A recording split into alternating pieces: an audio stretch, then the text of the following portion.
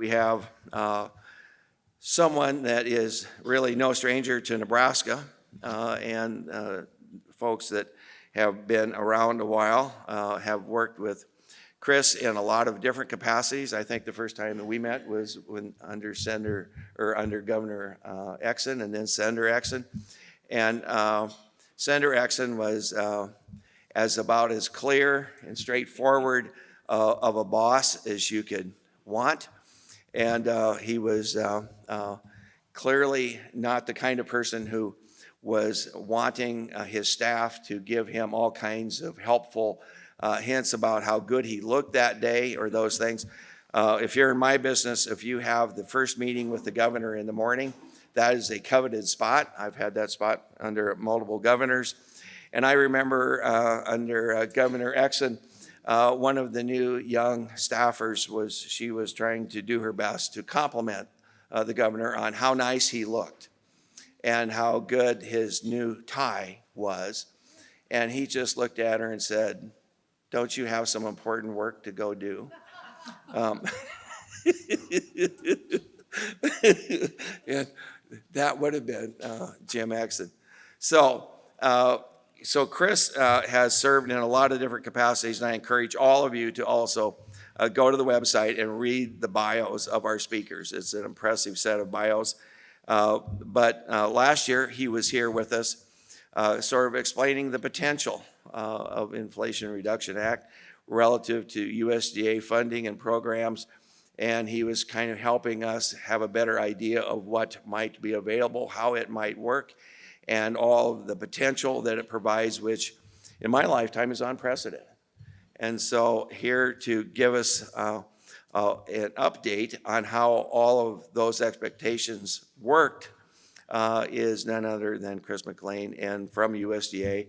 And he's not only a friend of Nebraska, but he's got money, which can make you either very popular or be, sort of kind of a nag. But he takes it all very well and is glad. And we had a lot of really good productive meetings last year, and I know Chris has been busy this year. But we've got a lot of stuff going on, and now here to tell us all about it is our friend Chris McLean. Thank you. All right. After that warning, I'm going to speak right into the microphone. Thank you, John, one, for years, decades of friendship and service to Nebraska, to the nation. Your leadership here is just extraordinary. Last year, again, having the pleasure of being at the conference, one, it was a great opportunity to be able to visit and share with you what was about to come. But thank you also for sharing with me all of the presentations, because I took that back to Washington, and that helped inform a lot of our decision making. And yes, I did grow up in Nebraska, from Omaha, Harry A. Burke High School graduate, go Bulldogs. And then I went to Creighton University, Blue Jays, and moved to Washington, D.C. after graduating law school to work for Senator Jim Exon, who, those of you who are, some of the younger folks probably don't even know who Senator Exon was, but if you could kind of imagine John Wayne as a senator, he was big, he was burly, and he had this deep voice of God, and occasionally politically incorrect forms of senses of humor. But he was so dedicated to the state. And my first job working for Senator Exon was to staff him on the Senate Budget Committee. He was the most, at that time, again, this is in the last century, he was the most junior member of the Senate Budget Committee. And we were worried about deficits in the tens of millions or hundreds of millions of dollars, not trillions of dollars. But Senator Exon had three key priorities every budget season: get money for veterans, get money for farmers, and this was in the Reagan administration, save REA from elimination in the Reagan budgets. So fast forward to Senator Exon's last year in office.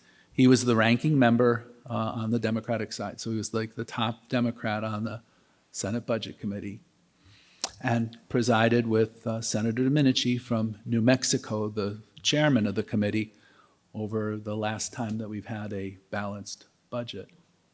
And not only did we save REA, he saved REA all those years. After he retired, I went to work for a year for Senator Bob Kerrey, and then eventually became the deputy administrator of RUS. And then after Wally Bayer from North Dakota retired, I became the administrator for one brief shining moment at the end of the Clinton administration. So I owe a lot to this great state and my association with Senator Exon and Senator Kerrey and the Rural Electrification Administration, Rural Utility Service. So thank you, John, for that. And John, there's no greater advocate for Nebraska's farmers and the future of all the different sources of income. I was sitting and listening to yesterday's session, and so many of the things that you are doing and talking about are so absolutely critical to the future of farming and farm families. Senator Vilsack talks about today it takes, off-farm jobs to be able to support on-farm lifestyles. And he says we need to change that, and we need to be able to take farming and develop, instead of having jobs supporting farmers, we have to have farming develop other sources of revenue, such as processing. We had a big initiative on meat processing and food processing, a big initiative on farm to table to kind of cut out the middleman so farmers can make more resources, and importantly, create new streams of revenue from renewable power. Because really, what is farming, right? Farming is taking the power of the sun, putting it into the land, into the plants, to be able to give energy to people and to animals to feed people. So solar energy is the essence of farming. And wind, solar, biomass, geothermal, that's all part of extra sources of revenues that rural America can be part of. And you guys are hitting all of the marks yesterday. The discussion about community benefit plans, that is key. My boss, the administrator, Andy Burke, has talked to these big conventions of developers. He told them, you've got to, you'll get the communities to care about your issues if you care about the communities that you serve. And that's the one thing about Nebraska, is that everyone in this room cares about their community. So I didn't mean to go off script, but I just wanted to say thank you to the audience for everything you do. Thank you, John, for, again, your decades of service. We both were much younger when we first met, but you've held up much better than I have. We still have hair. Well, you have more than I do. So thank you for the invitation. It's great to be back. And thank you, folks in this audience who have participated in the PACE and New Era program. And thank you for all that you do to power Nebraska now and in the future. And before I forget, we have a friend in the audience here. I'm looking at him, Keith right here, Keith Bennis. Keith, stand up, say hello. Keith is my neighbor in Washington. He works at the United States Department of Energy. So if you've been to USDA, we're on Independence Street between 12th and 14th. And then right across 12th Street, my window looks directly out at the United States Department of Energy. We kind of keep an eye on them, make sure, they stay in line. But anyway, Keith is a fascinating guy. He's working on great stuff, like how you can use AI to do site selection. He's an expert on tax credits. And so Department of Energy has a lot going on. So, collar Keith while he's here. He's a great asset for Nebraska and for the nation. All right, well, I can't come to Nebraska without talking about another important Nebraska senator in my life, and that's that fella in the bow tie there. We all know him, George Norris, probably, maybe next to Senator Exon, but probably one of the greatest senators of all time. He was a Republican who supported the New Deal. JFK wrote a chapter in Profiles in Courage about George Norris and his support in the New Deal. And he was an absolute visionary. There's so many parts of our lives that are responsible here in Nebraska that are the responsibility of George Norris. He was the author of the Tennessee Valley Act. The TVA was the inspiration for the Rural Electrification Act, which Franklin Roosevelt created REA as by executive order, and then George Norris got, in 1936, the Rural Electrification Act passed. George Norris also is responsible for us having a single-house legislature here in Nebraska, having all public, the only state in the union that's 100% public power. The Norris-LaGuardia Act was his responsibility when it comes to labor relations. He is the author of the constitutional amendment that changed Inauguration Day from March to January. And there's so many, he's an extraordinarily visionary person, and tied with Senator Exon for I think 5 statewide elections. Again, a remarkable person. And again, my boss, Administrator Andy Burke, he is from the state of Tennessee. So I always like to start our origin story about REA and RUS with the TVA. So 36, we had the Rural Electrification Act. 1937, Congress passed a water program for farmers. Then in 1949, Harry Truman signed into law the amendments of the Rural Electrification Act that extended our jurisdiction to telephone service. And then in the mid-90s, Congress reorganized the Department of Agriculture, and the telecom and electric programs of Rural Electrification Administrations merged with the water and sewer programs of the Farmers Home Administration to create a one-stop utilities shop of the Rural Utility Service. And that's where we work now. We still, to this day, administer the Rural Electrification Act, largely intact from the vision that it was in the 1930s. Fast forward to 2000 and 2002. In 2000, I had the honor as an administrator to introduce as a pilot program, a broadband program into RUS, and then in 2002, we expanded our reach into broadband. And then in 2018, we created a program called Reconnect, which was loans and grants to be able to support broadband deployment in rural America. And we are one of the great success stories to getting broadband out. The administrator himself is tomorrow going to be in New Mexico doing a groundbreaking for broadband under the broadband at the Kit Carson Rural Electric Cooperatives. And Nebraska, and George Norris's vision, he had a vision for Nebraska and the nation. And just think about this. Nebraska's very first REA loan was approved for Roosevelt Public Power District on September 24th, 1935. So President Roosevelt created REA in May of 35. So by September, we had a loan out to Roosevelt Public Power District in Nebraska. Today, I've got 6 active borrowers. We have 61 over the life of this program, this near 90-year life of the program. We've had 61 borrowers in Nebraska who have paid back their loans in full. Today, I have a $56 million outstanding balance of loans, and we're about to have that increase. Our latest chapter in that history is in 2022 when President Biden signed the Inflation Reduction Act into law. It is not only the biggest investment in clean energy and climate and in the history of the country, maybe in the history of the world, the biggest single investment in climate, but for rural America, it is the biggest single investment in rural electrification since the New Deal.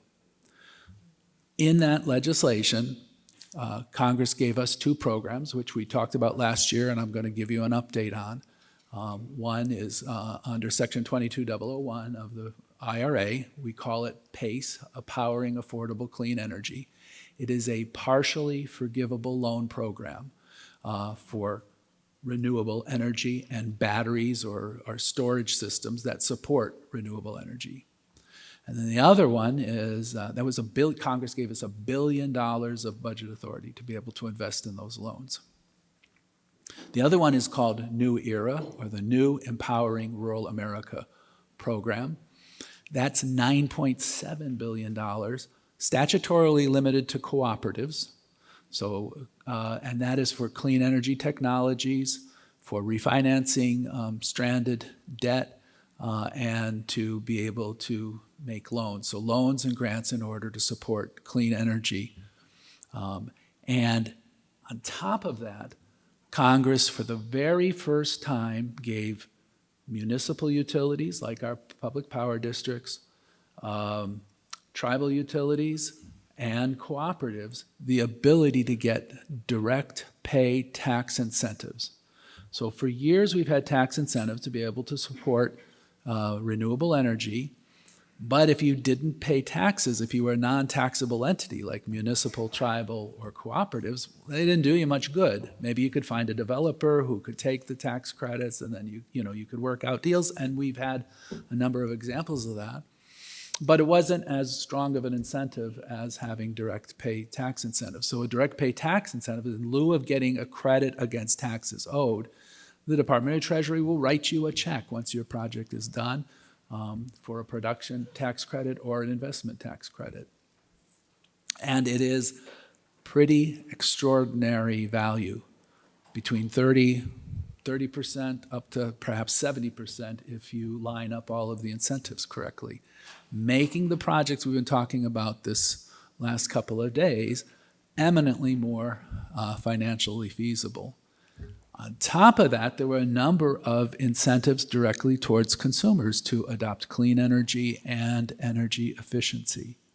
So put that all together, it is, again, the biggest single investment in rural electrification because of the profound impact of bringing tax credits plus these direct investments, and other agencies as well. EPA, Department of Energy. Department of Energy got a big infusion of investments, some of it directed specifically and earmarked for rural areas in the bipartisan infrastructure bill, another hugely consequential piece of legislation.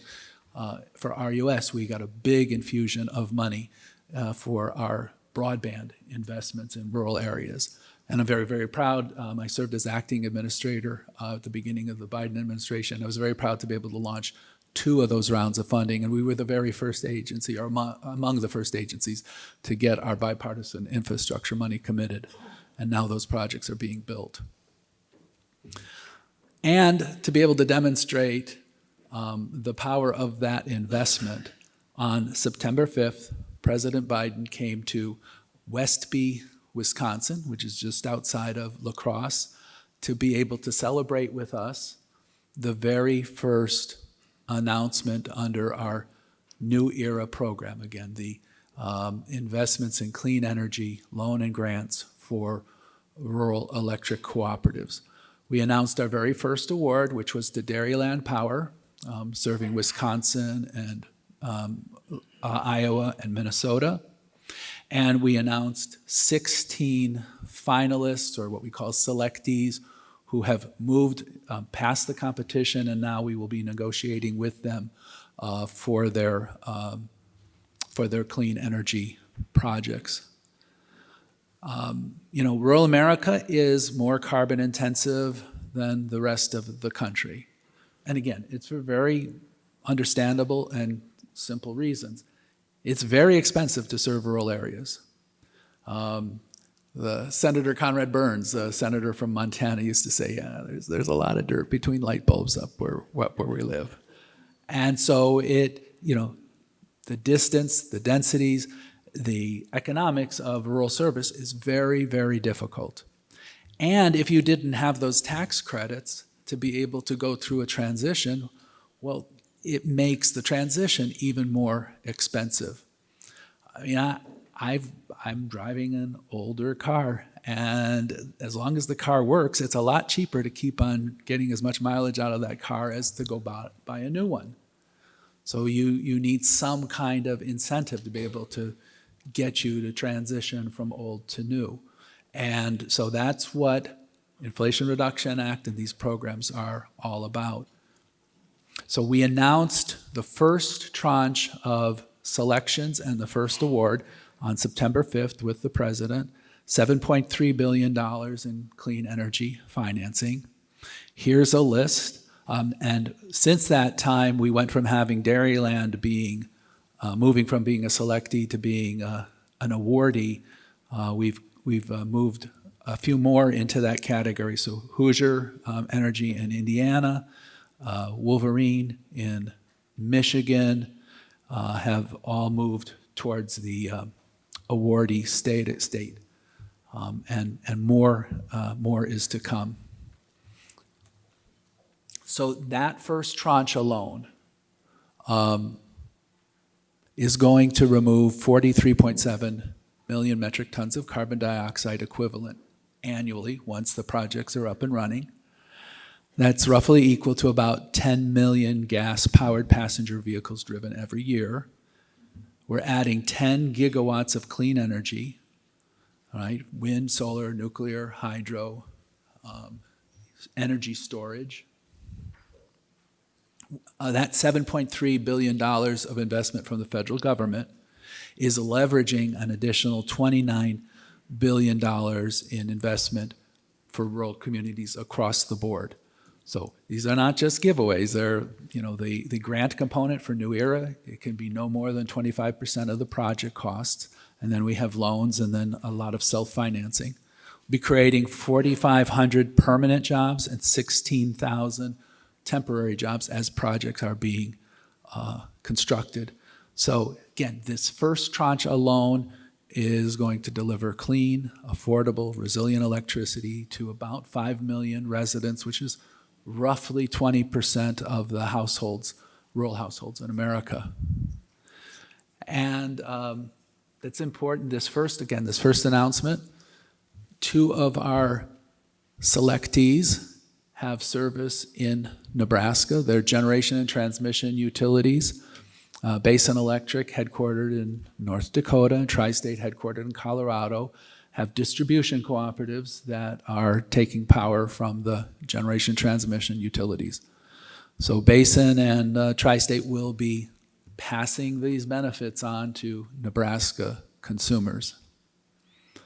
Now the PACE program, Powering Affordable Clean Energy program, which was partially forgivable loans, had huge, overwhelming response. And I want to say to the folks in this room who came to this session last year, thank you so much for listening, because you picked up on one of the big clues that I left for you, is that PACE was a race to be able to get in, because at that time, we did not know how popular these programs would be. I mean, there were times when we were speculating, do we even have to worry about scoring? Are we going to have to do multiple rounds of funding? But I highlighted for you a little bit of a clue, and Nebraska projects got in very, very quickly. And so we were very, very lucky to be able to have some PACE finalists in the mix. And so 300 letters of interest. Now those letters of interest often included multiple applicants. So it was a huge response, at least 12 times the amount of requests for investment than we had available. The New Era program similarly had an overwhelming response. I had 160 letters of interest for the co-op program, which is more than 4 times the amount of money that I had available. So instead of me a year ago worrying about, am I going to be able to commit all of this money quickly? Am I going to have to do multiple rounds of funding? Now the answer's been, I don't have to worry about that because I've got plenty of good projects. And what was interesting about the applicant pool is they were almost all very, very high quality projects. A lot of times we run a competition, it's like a bell curve. You got a third of them clear winners, a third of them clear losers, and then the battle is in the middle. But here, the curve was more like a wave. There was so many good projects. I could have had double or triple the amount of money and still not run out of good projects. So we had 100 applications that we are now working on. I have 7 projects that are still in the application or the drafting stage. We can see that in the portal. And we've approved so far 27 PACE awards. More is going to come in this fiscal year. So my fiscal year started October 1. So this is what we have done so far in fiscal year 24, and then more is on the way. And again, Nebraska is setting the pace. We have announced 4 Nebraska projects so far: Blue Stem, Midwest, Southeast, and Village of Emerson. You can see the dollar amounts, again, very well dispersed across the state. And stay tuned, more is to come. The secretary and deputy secretary are rolling out a big announcement on Friday. I'm embargoed to disclose it, but pay attention, watch the news. There may be an item in that announcement of Nebraska interest. So that's about all I could say, is just watch for the press coming on Friday. We will be announcing more New Era awards. So a number of folks who applied, or some of you may be sitting in the room saying, oh gosh, I wish I would have applied. I wish I would have been able to get something in. There were so many good projects put forward, whether I had money or not to fund them. I want to send a message to folks, even if you didn't make it across the funding line, please don't give up. We've got IRA direct pay tax credits. And again, we got Keith here as an expert, so you can ask him about that. I mean, it's an extraordinary incentive. My sister agency in rural development, called the Rural Business Cooperative Service, has the Rural Energy for America program, REAP. I noticed yesterday several of your presenters talked about the REAP program. REAP, both RUS and RBCS, Rural Business Cooperative Service, we both fund renewable energy and energy efficiency, but I like to be able to draw the line between us. Is I'm on the wholesale side. We're working in RUS on utility scale renewable and utility scale energy efficiency, or utility run energy efficiency programs. Now REAP is more on the retail side. They work with ag producers, rural businesses, including cooperatives, to be able to do renewable, but often behind the meter, or sometimes community solar levels of investment. So REAP is a loan guarantee and often a grant support. So under the Inflation Reduction Act, Congress gave Rural Business Cooperative Services more than $1 billion to invest into REAP. And REAP can have a grant component of up to 50%. The REAP projects are generally smaller. They're kind of more community-based, or again, consumer-based or behind-the-meter based. REAP also has a quarterly funding cycle. So if you apply for REAP and you didn't get in, you can go ahead and apply again the next quarter and go ahead and apply the next quarter. REAP has a set-aside for underutilized technologies. Well, what does that mean, Chris? Well, if it's not solar, that's an underutilized technology. So all the wind folks in the audience, you got, in addition to this great opportunity, you have a special set-aside for REAP and underutilized technologies. They recently announced a technical assistance grant program, and I think are about to announce the winners of the grant. So there will be technical assistance to be able to help you. Here's your key point of contact for the REAP program. That's just a few blocks away here on Centennial Boulevard, Centennial Street?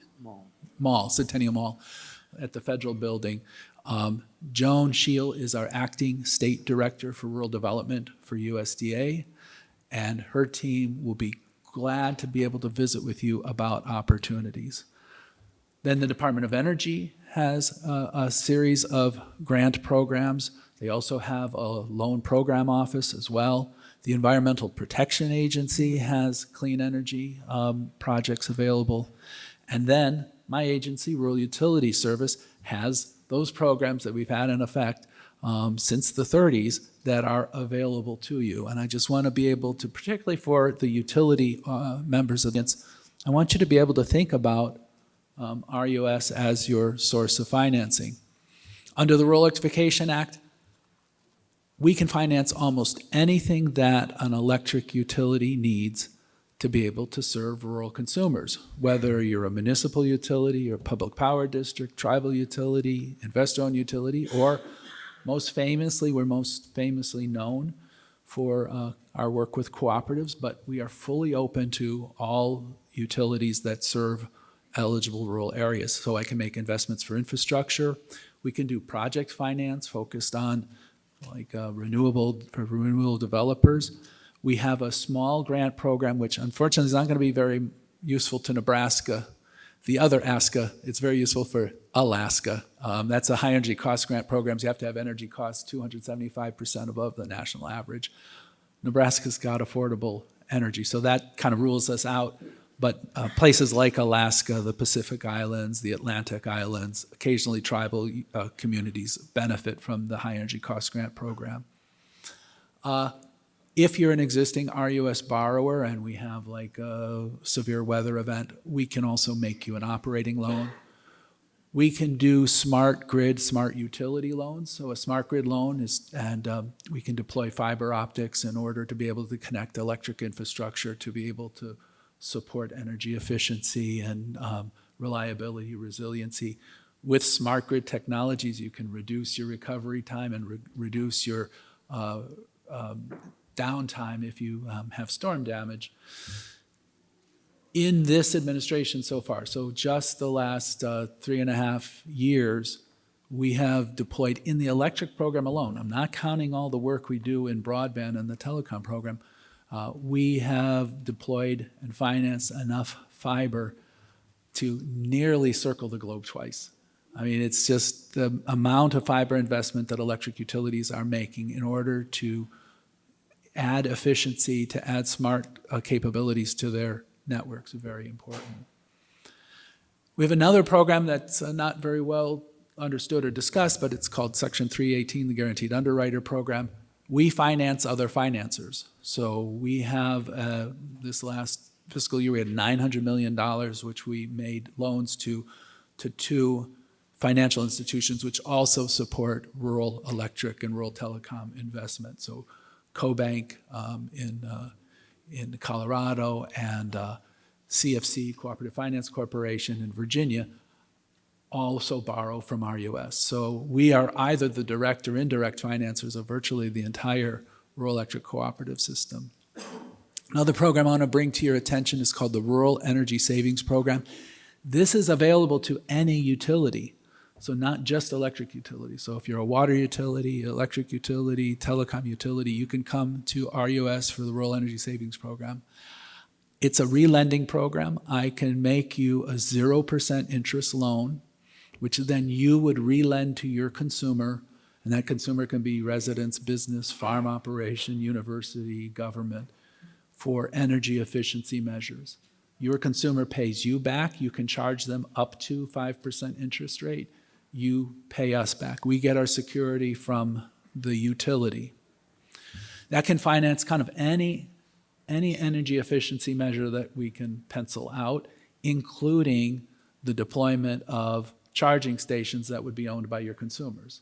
So if your consumer wants to own a charging station, or let's say you got a shopping center that wants to deploy charging stations, or a university, they could borrow the money. You could borrow money from us at 0%. You lend it to them for 5% to be able to pay the charging stations. They pay you back. You pay us back. If you want to do charging stations that you as a utility own, you can come to our electric program and we can make you a loan for that. And then, of course, I just talked about PACE and New Era. You know, just again, what George Norris has built is just an extraordinarily financial institution. We're in 44 of the 50 states, 5 of the 8 territories of the United States. I think we're going to get up to 50 states once we get our PACE and New Era programs fully deployed, because we've almost had every state of the union represented in applications. I've got 469 distribution cooperatives, or distribution utilities, 76 G&Ts, and 8 relending programs. Our Rural Energy Savings Program is really taking off. That's before the IRA, that was our youngest program. I've made 37 loans to 30 borrowers, meaning I have borrowers coming back for seconds that this REST program is so popular. Knock on wood, I have a near zero delinquency rate. I only have a couple of accounts that are delinquent. And that has earned us what we call a negative subsidy in budget parlance. Again, Senator Exum being on the budget committee, this is like one of my areas of passion and expertise. What that means when you're a negative subsidy program is that other than the salaries and expenses it takes to be able to pay me and the staff and our computers and our, whatever, our travel expenses, running the program itself doesn't cost us any money because we charge interest rates at or near Treasury rates of interest, and our customers pay us back, and often they pay us back early. We are kind of, quote unquote, make money for the federal government. We are a negative subsidy program. So both between our 2 programs, Treasury Direct, which is at Treasury rates of interest, or FFB, which is at Treasury plus 1/8 of a point, it costs the federal government no money to be able to make you that loan other than to pay staff to be able to administer it. And last year, since I was with you, not only have we gone from wondering about New Era and PACE, a lot of folks were wondering, oh, Chris, are you guys going to be able to handle your regular job, your core work, while you're doing these new programs? So the results are in, and it's a resounding yes. We set an all-time record of investing $10 billion in rural electric infrastructure between our core programs, again, setting over $7 billion of new investment for the basic REA Act programs, and then the rest in PACE and New Era. It is an all-time record. So for RUS, every week is Infrastructure Week. I mean, we have really set the bar. I started tracking this. I came back to the agency in 2015. So the 2014 is where I inherited, and you can see here in 2024 what an extraordinary year it has been. And again, largely because of the great participation that we had in PACE and New Era. That has also rippled into our core program because there is incredible demand for infrastructure investment. So thank you very much for all that you have done. Thank you for your time and attention. Thank you for listening last year and giving us so many great projects from Nebraska. And please stay tuned. Keep your ears and eyes open for announcements on Friday. And again, I think you'll be pleasantly surprised.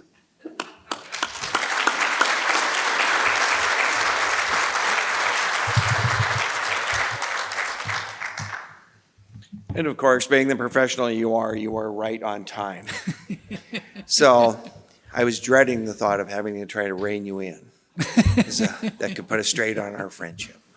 So we are open for questions. And do we have mics out? So if you have questions, hands up anywhere. Yes. Yeah, early in the presentation, you indicated there was a significant amount of money going to nuclear. Could you talk a little more about that in terms of what exactly that is? Sure. Again, it's a fascinating an interesting situation where the Department of Energy invested, I think it was about $1.3 or so billion in the Palisades nuclear power plant, which had just been closed down a couple years ago. So they did something very unique, and Palisades is in Michigan. So they restarted a closed power plant. And coincidentally, because we did not coordinate this was not intentional. Again, I spent last summer with my colleagues going across the country talking about this program. So two of our finalists, two of our awardees, were saying, well, we want to buy power from Palisades to be able to displace our carbon power supply. And one of the unique things we're doing in the New Era program is financing the purchase of power, not just financing infrastructure investment or infrastructure acquisition. Because in the Inflation Reduction Act, Congress said that that was one of our purposes, was to finance purchasing of power. So we are going to be providing up to 25% of the reimbursement for the power costs from those two cooperatives. It'll allow one of them, I think, to go completely carbon-free once the plant is up and running. So that's the nuclear side of the story. Nuclear counts as a carbon-free investment. And you've probably seen in the newspapers, there's even talk of Microsoft investing in 3 Mile Island to start that up again. There's a power plant in Iowa that some folks have been talking about. Well, that's another candidate for restarting. So we'll see. Another hot topic, and you covered it yesterday in one of the breakout sessions, was the small modular nuclear reactors. I will say that that's always been like 10 years away, but these power demands that are going on the system, thanks to artificial intelligence, data centers, cryptocurrency data centers, beneficial electrification, is taking us from basically a flat line of energy demand to a real spike. Plus, during the pandemic, there was so much deferred investment. We've got to be able to find new sources of power. So we'll see if there's going to be a new generation of nuclear power. But we were across the board. I've got among that list of 16, there's carbon capture sequestration for an existing coal plant. There's a lot of wind and solar. We've got some biogas. We think we may have some geothermal once we get projects through, and then a fair amount of hydro. So it's, across the board, there's a lot of creativity. And I think that's what we wanted to do beyond just getting this money out, was unlock an imagination of rural utilities to be able to invest in new forms of energy that would be carbon-free. Very good. Other questions?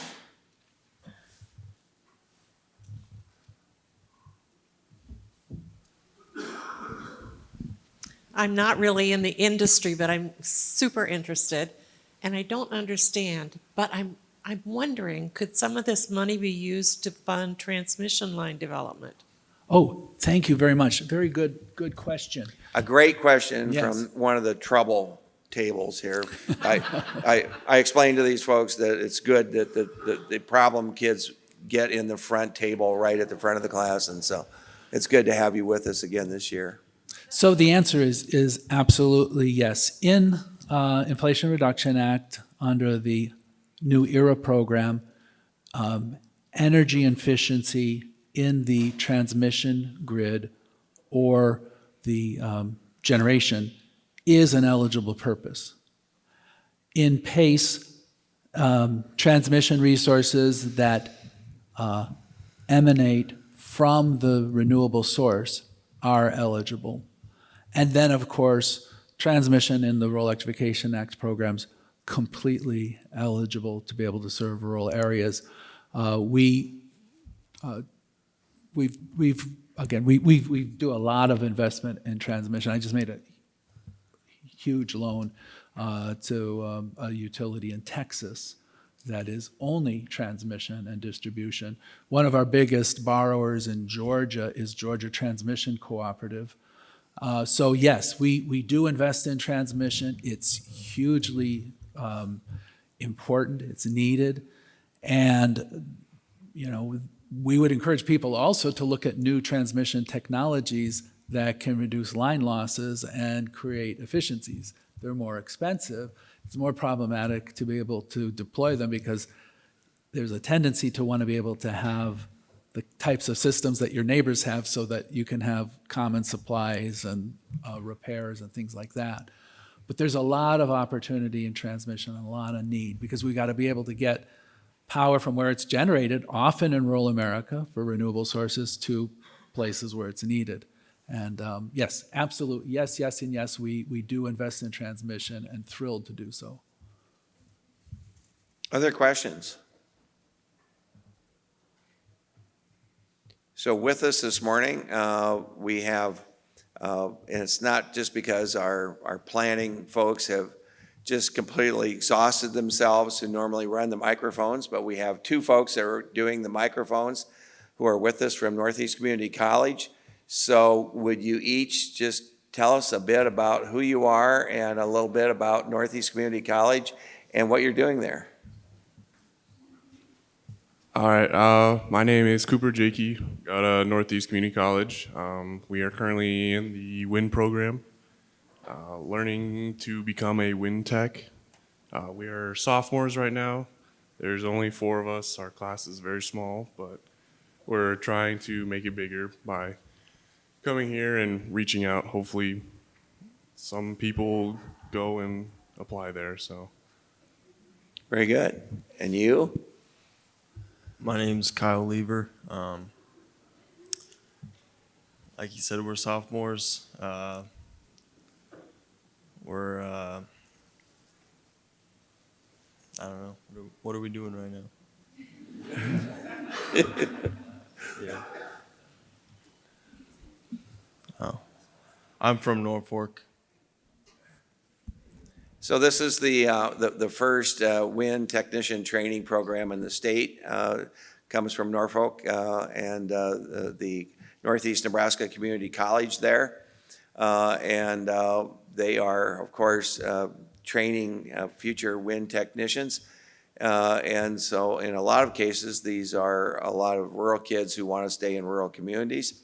But they're also always looking for more students because the market is such with the amount of wind development that they're always in need of more new technicians. So this is a really, as we kind of looked at the state of Nebraska when this was set up, not every community college or not every entity should be doing the same thing, but we ought to at least, spread it around so that we're doing things more efficiently. So Northeast Community College stepped up to their credit, and they volunteered to be the first. We helped provide someone from our board, served on their first advisory committee for a number of years, trying to figure out all the kind of the logistics of curriculum and all those kinds of things. But their program is really a good example of looking at renewable energy as a way for new, good careers. And I'm close enough to a bunch of the development in Northeast Nebraska where when you talk to the city fathers and mothers and say, what do you think about all of this stuff? And they go, my God, you can't believe it. We have young professional people moving into our communities, and these folks have kids and families, and they're volunteering to be a part of the community, and they're serving, as EMTs, and it's really a shot in the arm for our small town to have these young professionals in the community. And we really, maybe that number of of jobs in a larger city doesn't have that much of an impact, but if you're in Elgin, or you're in Petersburg, or you're in Neely, or you're in O'Neill, and you're in all those kinds of communities, having a half a dozen or more young professionals in your community is really a difference maker. So thank you guys for being here, and thanks for being a part of the program.